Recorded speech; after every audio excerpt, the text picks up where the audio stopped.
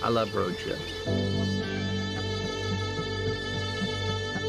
think I've learned more on road trips than I've learned just about anywhere else in life.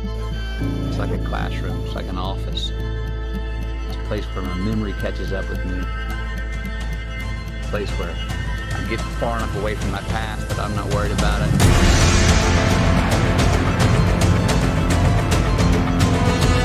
Something about that makes me not even worry about my damn future, and I can be present.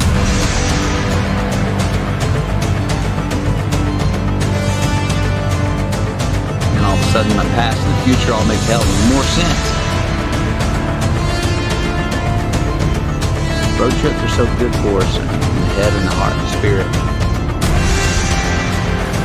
And I'm ready to take one again. How about you?